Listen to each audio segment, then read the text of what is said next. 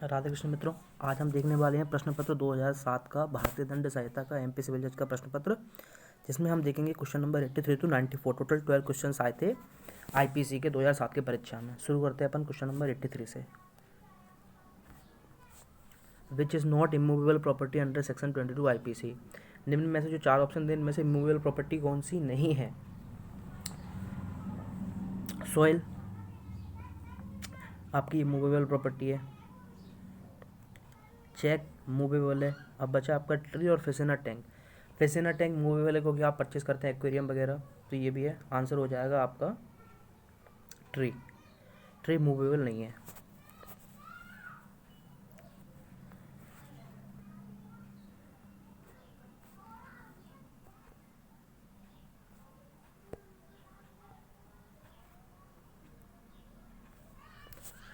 Question number 84, which is not correct about this self defence. Self defence के आपके कौन से जानकारी सही नहीं है? A, nothing is offence which is done in the exercise of right of private defence. सही है ये तो। Right of private defence is extended to causing death in case of robbery, ये भी सही है। Right of private defence is extended to causing death in case of defamation, ये गलत है आपका। फिर आता है there is no right of private defence if there is time to have recourse to the protection of public authority, section 99 है आपका, कि when right of private defence does not extend to causing death. तो आपका answer हो जाएगा सी, कि defamation के case में राइट टू प्राइवेट डिफेंस आपका डेथ कॉज करने का अधिकार आपको नहीं देता है, तो आंसर है C. 85, A instigate B to murder C, B refuses to do so. साधारण सा सवाल है, इसका तो आंसर होगा आपका B, A is guilty of abetment of murder, क्योंकि ए ने बी को उकसाया है, बी ने वो काम करने से मना कर दिया, तो बी तो किसी की चीज़ के लिए लायबल होगा नहीं, बाकी ए लायबल होगा गिल्टी ऑफ अवेटमेंट के लिए, तो answer is B. 86, Y holds Z hand down and fraudulently takes Jades money from Jades cloth without Z consents, Y has committed. Option A theft. Theft नहीं होगा आपको, क्योंकि थेफ्ट के लिए पजेशन से सामने वाले व्यक्ति को पता नहीं होना चाहिए कि आप थेफ्ट कर रहे हो, कि उसके पजेशन से अपन निकाले, यहाँ तो उसको पता पड़ रहा है। एक्सटॉर्शन, एक्सटॉर्शन में क्या रहता है कि आपका जो सामने वाला व्यक्ति जिसको आप एक्सटॉर्ट कर रहे हो वो स्वयं डिलीवरी करे किसी गुड्स की या किसी प्रॉपर्टी की, किसी वैल्यूएबल सिक्योरिटी की। यहाँ पे उसने डिलीवरी नहीं की, आपने खुद ही उससे छीना झपटी की है, तो बी भी नहीं है। फिर आता है C, dishonest misappropriation of property. Misappropriation of property कब होती है? अब आप इंटरेस्टमेंट करें किसी को, अपनी प्रॉपर्टी किसी के लेकर दें, फिर वो उसके लिए खुद के पर्पज़ के लिए मिसअप्रोप्रिएट करे, तो डिसऑनेस्ट मिसअप्रोप्रिएशन ऑफ प्रॉपर्टी होता है। तो ये तो नहीं है, क्योंकि यहाँ पे इंटरेस्टमेंट हुआ ही नहीं है प्रॉपर्टी का। बचा आपका डी, आंसर इज डी। इसको हिंदी में लूट भी कहते हैं। अगर आप न्यूज़पेपर वगैरह पढ़ते होंगे तो ऐसे कई आर्टिकल्स आते रहते हैं जिसमें बताया जाता है कि किसी को छीना झपटी कर लिया, लूट कर लिया, रास्ते में बाइक रुका के उसे सामान झपटी कर लिया है, तो ये सारे के सारे केस रॉबरी के अंदर आते हैं। Section 108, sorry section 390।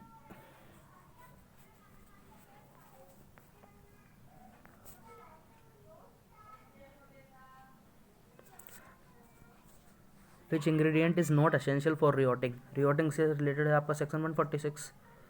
अगर आपने 146 पढ़ा तो डायरेक्ट आंसर आ जाएगा, अनलॉफुल असेंबली ऑफ 5 और मोर पर्सन्स। ये तो है क्योंकि 5 से मोर पर्सन होने चाहिए अनलॉफुल असेंबली के लिए। Common object of the unlawful assembly specified under section 147, common object भी होना चाहिए। सी, एक्चुअली जॉइंड और continued in such unlawful assembly, ये भी होना चाहिए। D, there must be definite disturbance of public peace on the public place, ये नहीं है। डिस्टर्बेंस होना जरूरी नहीं है, बस ऐसे लोगों का इकट्ठा होना 5 या 5 से अधिक का, कि डिस्टर्बेंस करने के उद्देश्य से ही पर्याप्त है, जरूरी नहीं कि डिस्टर्बेंस हो ही पब्लिक पीस का, तो आंसर इसका हो जाएगा डी।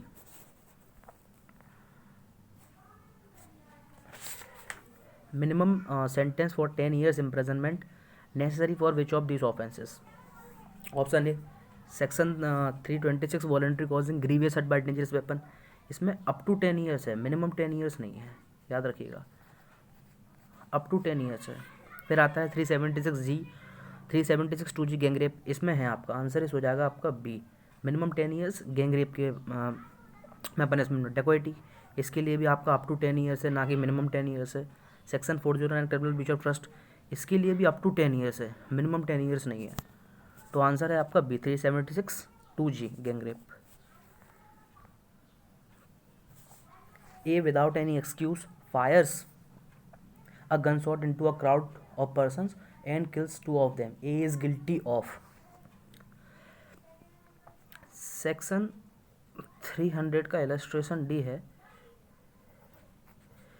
एग्जैक्ट वही है जिसमें बताया गया है कि ये व्यक्ति जो उसने गन फायर की है भीड़ में, ये मर्डर के लिए जिम्मेदार होगा, क्योंकि अगर यहाँ पे देखें तो उसको नॉलेज थी कि ऑर्डिनरी कोर्स में जो आपका जो एक्ट आप कर रहे हैं उससे हत्या ही कारित होगी, यानी कि सामने वाले व्यक्ति की जान ही जाएगी। जो 300 में फर्स्ट सेकंड थर्ड पॉइंट जो बात करते हैं नॉलेज के बारे में, एक बात करता है आपके इंटेंस के बारे में, तो जो 3 पॉइंट नॉलेज उन तीनों के अंदर इसके लिए लायबल हो जाएगा। आंसर होगा इसका ए, मर्डर। बाकी पनिशमेंट सेक्शन 302 में है, लायबल होगा मर्डर के लिए, पनिशमेंट सेक्शन 302 के अंतर्गत इसको दी जाएगी। A is accused of rape. What defense is permissible to him according to law? They love each other and wanted to marry. ऐसा कुछ नहीं है, अगर आप किसी से रेप करते हैं तो आपको लाइसेंस नहीं मिल जाता उसके साथ रेप करने का। B, he lost his control under circumstances, ये भी नहीं है। C consents to the act of sexual intercourse, ये करेक्ट आंसर है।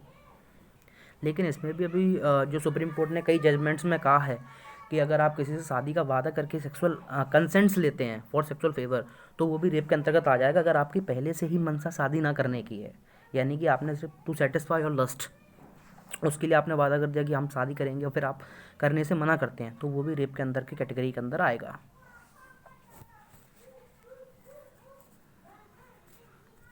What punishment may be awarded for the offence voluntary causing hurt to deter a public servant from his duty under section 332 IPC? सीधा direct question है, B are x related. ये answer है इसका, imprisonment up to 3 years और fine और both. यही वो section है जो सबसे ज़्यादा पुलिस ऑफिसर्स यूज़ करते हैं।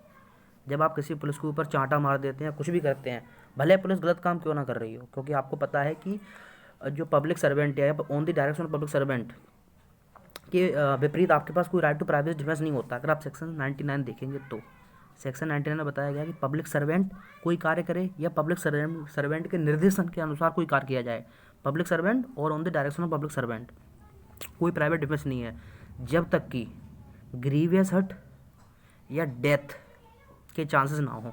और यहाँ पे बात कर रहे हैं आपका हर्ट, ग्रीवियस हर्ट से रिलेटेड तो आपका है, लेकिन आप हर्ट कार्य करते हैं उसको, तो आपको सजा दी जाएगी इम्प्रिजनमेंट अप टू 3 years और फाइन और बोथ। इसीलिए पुलिस वाला सबसे ज़्यादा इसी सेक्शन को प्रयोग करते हैं सामने वाले व्यक्ति को डराने के लिए कि आपके ऊपर हम केस कायम कर देंगे वगैरह वगैरह वगैरह।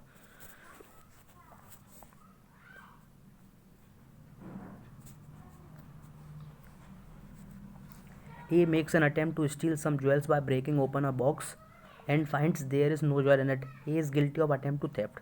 What punishment may be awarded to him? Section 511। ये मोस्ट रिपीटेड क्वेश्चन है, लगभग हर 2-3 साल में एक ना एक बार ये क्वेश्चन पूछा जाता है अटेम्प्ट टू थेफ्ट से रिलेटेड। बस पूछने का तरीका अलग रहता है। कई बार क्वेश्चन पूछा जाता है कि ये थेफ्ट के लिए लायबल होगा या नहीं, या कई बार पनिशमेंट क्या दी जाएगी वो पूछी जाती है। सेक्शन 511 बात करता है कि अधिकतम 1/2 ऑफ इम्प्रिजनमेंट दी जाएगी, तो आंसर इसका हो जाएगा B, 1/2 of the term of imprisonment provided for the offence of theft और with such fine as provided for the offence और with both. Answer is B. 93. What ingredient is not necessary for the offence punishable under section 279 IPC? Again bare act पढ़ा है तो उसमें साफ साफ आपको answer पता पड़ जाएगा। ये ड्राइविंग ऑफ व्हीकल, ये तो ज़रूरी ही है क्योंकि व्हीकल नहीं होगा तो रेशन नेग्लिजेंट ड्राइविंग के लिए आप किसी को कैसे लायबल कर सकते हैं। ऑन अ पब्लिक वे, ये भी है। Such driving must be so rash negligent as to endanger human life, ये भी है। बेयर एक्ट में डायरेक्ट आर्टिकल में ये तीनों इंग्रेडिएंट मेंशन है। लास्ट है पर्सन वन और रोड, इसके बारे में बात नहीं की गई, तो आंसर हो जाएगा आपका डी। व्यक्तियों का रोड पे होना आवश्यक नहीं है रेस एंड नेग्लिजेंट ड्राइविंग के लिए। अगर व्यक्ति रोड पे नहीं है फिर भी आप उसको रोड पे गाड़ी रेस या नेग्लिजेंटली ड्राइव कर रहे हैं तो भी आप सेक्शन 279 के अंतर्गत जिम्मेदार ठहरा दिए जाएंगे। Question number 94। A and B agree to fence with each other for amusement. A while playing fairly hurts B. Section 87 से रिलेटेड क्वेश्चन है आपका। सेक्शन 87, जब दो व्यक्ति कंसेंट देते हैं किसी एक्ट के लिए, जो एक्ट ग्रीवियस हर्ट या डेथ के लिए कंसर्न नहीं होनी चाहिए, बाकी किसी भी एक्ट के लिए अगर आप कंसर्न देते हैं तो दोनों व्यक्ति लायबल नहीं होंगे। सेक्शन 87 बात करता है। बस जब दोनों व्यक्ति लायबल नहीं होंगे अगर आपने कंसेंट दी है for all acts except for causing grievous hurt and death, तो दोनों लायबल नहीं है, फिर आंसर हो जाएगा C, A has committed no offence, क्योंकि कंसेंट दी है और यही कंसेंट के बारे में बात की गई है सेक्शन 87 के अंतर्गत। तो answer is C, A has committed no offence. Which what offence is available, CRP से स्टार्ट हो जाती है, जो कि हम बात करेंगे जब हम सारे के सारे IPC का क्वेश्चन 2001 से लेकर 2020 तक के ख़त्म कर देंगे उसके बाद। धन्यवाद। अगर आपको ये वीडियो अच्छी लगी हो तो लाइक कीजिएगा, और अगर किसी भी प्रकार की कोई कमी लगी हो वीडियो को समझाने में या किसी क्वेश्चन को मैंने समझाने में कोई गलती की हो तो डिसलाइक कीजिएगा, और कमेंट करके बताइएगा ज़रूर कि क्या कमी मैंने की है, ताकि मैं अगली वीडियो में उसको सुधारने का पूर्ण रूप से प्रयत्न करूँगा। धन्यवाद।